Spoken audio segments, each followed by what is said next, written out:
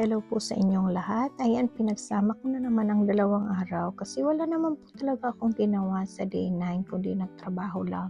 At ngayon nga, pauwi na ako sa day 10 na yan. Alas 9 na yan ng umaga, kakalis ko lang sa trabaho at ngayon nandito na ako sa bahay. Oo, totoo yan. Kapag may trabaho ako, wala akong ginawa kundi matulog, kumain at magtrabaho. Kaya naman, wala talagang ganap sa buong araw. Ikaw ba naman matulog lang ng 6 na oras at tapos magtatrabaho ng 13 hours? Ganun talaga. Pero, paano kaya ginagawa ng mga Pilipino dito at saka mga Amerikano na nagtatrabaho ng 2 sa isang araw? Diyos ko, 2 trabaho sa isang araw? Mahirap din po talaga ang buhay dito sa Amerika. Hindi nyo lang alam. Talagang kayod ang mga tao dito. Walang sinasayang na oras. Tapos, kahit retired ka na, magtatrabaho ka pa rin. Hindi ka guys sa Pilipinas, nag-retire ka na, magre-retire ka na talaga at mag-i-enjoy sa buhay.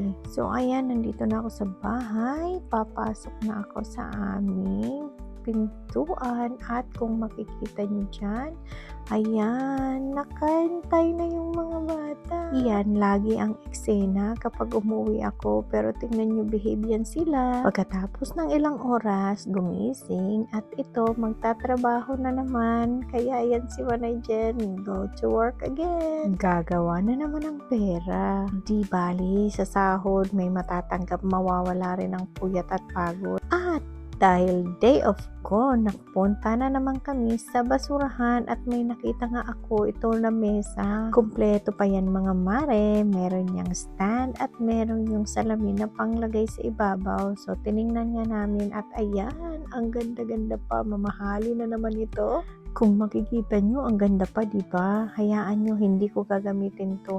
Lilinisan lang namin at ibebenta. So sa hapon, ayan na, pumunta kami sa nail salon ng aking mama at nagpaayos naman ang mga kuko. Bihira po itong mangyari sa isang taon. Kaya babawi ako. Tingnan nyo, ang ganda ng pagkakaayos ng kanilang mga Kyotex. Ang sarap dito kasi kasama na ang foot spa sa pagpapapedicure. Huwag nyo na pong tingnan yung aking legs. Lumaki na nga yan masyado. Hayaan nyo na.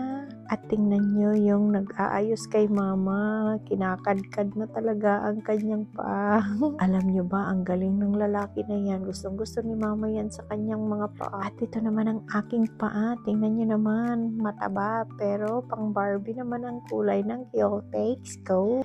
Diba? Ang ganda ng kulay, hindi ang paa. So, dahil nga maganda ang pagkakagawa, binigyan ko po yan ng tip ang gumagawa sa aking mga kuko. Dahil nga dito sa Amerika, tip is life. Jarang! So, ito na nga mga mare ang aking kuko sa kamay. Ang ganda. Satisfied talaga ako.